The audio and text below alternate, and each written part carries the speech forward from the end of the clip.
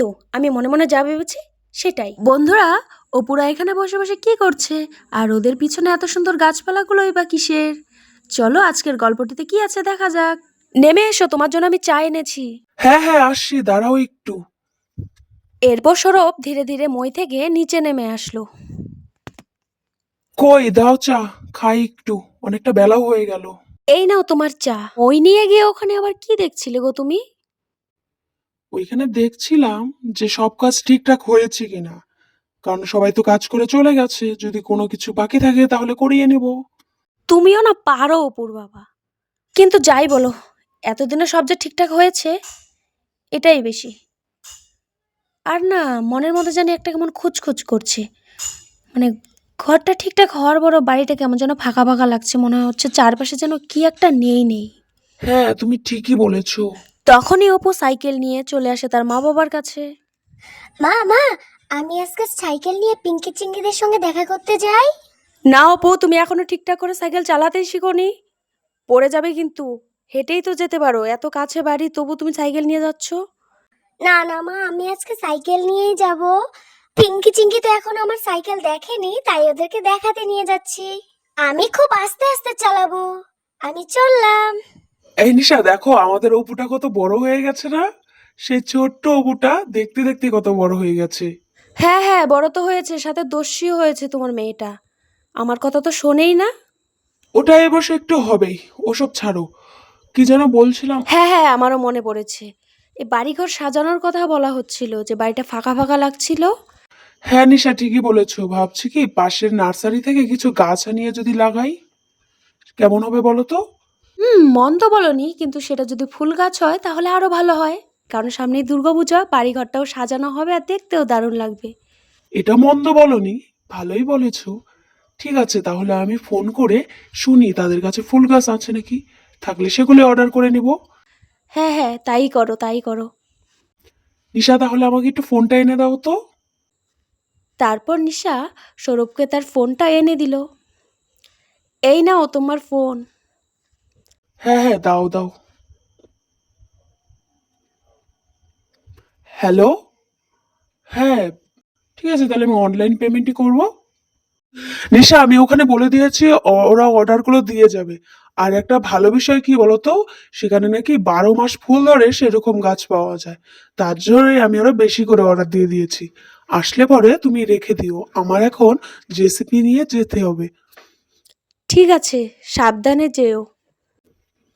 হ্যাঁ হ্যাঁ, তাহলে আমি চলি এখন, অনেকটা দেরি হয়ে গেছে। এই বলে সৌরভ জেসিপি নিয়ে বেরিয়ে গেল। আসি নিশা, আমি। অপুর বাবা কাজ করে মইটা এখানে রেখে চলে গেছে। আর অপুটাও এতটা দস্যি হয়েছে, দৌড়াদৌড়ি যখন তখন পড়ে যেতে পারে। না বাবা, সরিয়ে রাখি এইটাকে, না হলে কখন পড়ে যাবে মেয়েটা। উফ, বাড়ি ঘরের কাজ কমপ্লিট হয়ে গেছে। পুজোও সামনে চলে এসেছে, মাত্র হাতে গোনা 4 থেকে 5 দিন। এখনো শপিংও করা হয়নি। বাড়ি ঘরের কাজ কমপ্লিট করে আমরা শপিং করতে যাব। 2 ঘন্টার মতো হয়েই যাচ্ছে, অপুর বাবা তো বললো 1.5 ঘন্টা লাগবে, এখনো আসছে না কেন গাছগুলোকে নিয়ে? এতটা তো দেরি করার কথা না, কারণ নার্সারি তো বেশি দূরে নয়, এই কাছেই। কি জানি বাবা এত দেরি করছে কেন। তখনই বাড়ির সামনে হর্ন বাজাতে থাকে আর একজন ডাকতে থাকে, বাড়িতে কেউ আছেন? কেউ একজন ডাকছে মনে হচ্ছে, গাড়ির আওয়াজও পাওয়া যাচ্ছে। যাই গিয়ে দেখি তো কেউ আসছে নাকি, নাকি গাছগুলোকে নিয়ে চলে এসেছে। যাই যাই, তাড়াতাড়ি যাই, দেখে আসি। হ্যাঁ দাদা, আছি। এই তো। এতটা দেরি হলো কেন? আর বলবেন না দিদি, রাস্তায় এত জ্যাম ছিল, এত বড় বড় গাছগুলোকে এত সহজে নিয়ে আসা সম্ভব হচ্ছিল না। কোথায় রাখবো বলুন? এইখানেই নামিয়ে দিয়ে যান। ঠিক আছে ঠিক আছে। তারপরে গাড়িওয়ালা সম্পূর্ণ গাছ নামিয়ে দিল আস্তে আস্তে। গাছগুলো নামানো হয়ে গেছে, আমি এখন চললাম। এই বলে গাড়িওয়ালা সেখান থেকে চলে যায়। আর তারপর নিশা গাছগুলোকে ভালো করে দেখতে থাকে। বাহ, ফুল গাছগুলো তো দারুণ। আমার তো দারুণ পছন্দ হয়েছে। এত সুন্দর সুন্দর ফুল। আরও অন্য জাতেরও গাছ পাঠিয়েছে। গাছগুলো কিন্তু দেখতে দারুণ। আমার কিন্তু খুব ভালো লেগেছে। অপুর বাবা দেখলে সেও খুশি হয়ে যাবে। এই নার্সারির গাছগুলো এত সুন্দর হবে ভাবতেই পারেনি।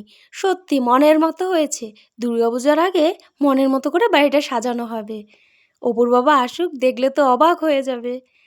এই সাদা ফুলগুলো কি ফুল, এত সুন্দর লাগছে! বা এর গন্ধটাও তো দারুণ। মনটা পুরো ভরে গেল। ইয়ে, আজকে কি মজা করেছি সাইকেল চালিয়ে, দারুণ লাগছে দারুণ। এই আমি পড়ে গেলাম।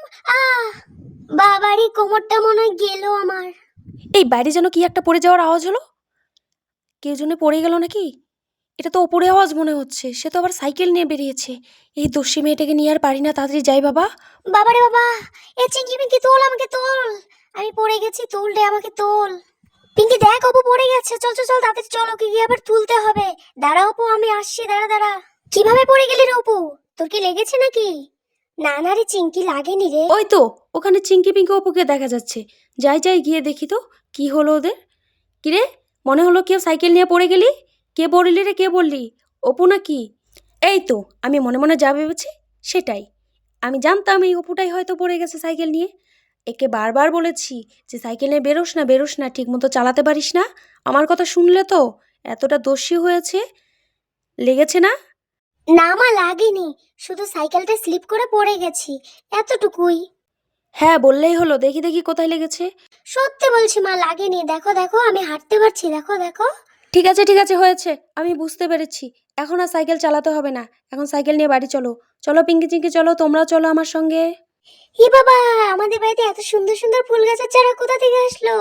দেখ পিঙ্কি চিঙ্কি, দেখ কত সুন্দর সুন্দর ফুল। হ্যাঁ রে অপু, দেখ আমার এখানের ফুলগুলো কত সুন্দর, লাল গোলাপি, আর এর গন্ধগুলো দেখ কত সুন্দর।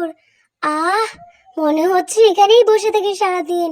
সত্যি রে পিঙ্কি, আমার এখানের ফুলগুলোর সেই সুন্দর সুন্দর গন্ধ দেখ। কিন্তু এই গাছগুলো কোথা থেকে আসলো মাম্মা? এর আগে তো আমি কখনো এই গাছগুলো দেখিনি, এত সুন্দর সুন্দর গাছ। তখনই নিশা বলে উঠল, এগুলো তোমার বাবা অর্ডার করে আনিয়েছে অপু। আর তখনই সৌরভ তার জেসিপি নিয়ে সেখানে চলে আসে। নিশা বাড়ি আছো? আমাকে একটু জল এনে দাও তো, আমার গলাটা প্রায় শুকিয়ে গেল এত রোদ্রের মধ্যে বালি টানতে টানতে। এই না অপুর বাবা জল। হ্যাঁ নিশা, দাও। আহ, গলাটা এখন একটু ঠান্ডা হলো। এত গরমের মধ্যে কি কাজ করা যায়? উফ, সত্যি আজকে ভীষণ গরম দিয়েছে। নিশা, অপু সেই সকালে বেরিয়েছে, বাড়ি এসেছে? ওকে দেখতে পাচ্ছি না, ও কোথায়? অপু তো পিঙ্কি চিঙ্কিকে নিয়ে ফুল গাছগুলোর ওখানে খেলা করছে। নিশা, ফুলের চারাগুলো চলে এসেছে? হ্যাঁ অপুর বাবা চলে এসেছে। তাহলে চলো গিয়ে দেখে আসি চারাগুলো কেমন হয়েছে, আমি তো এখনো দেখিনি।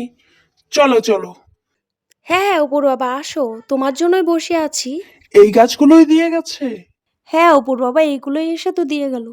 বাহ, এগুলো তো দেখতে দারুণ।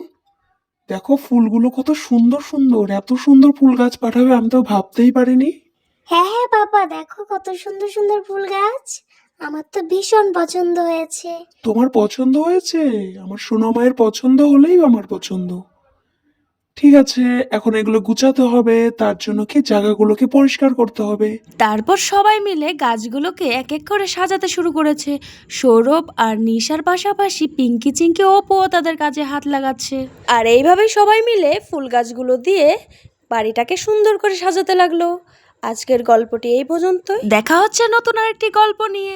ততক্ষণে তোমরা সবাই সুস্থ থেকো, ভালো থেকো। টাটা।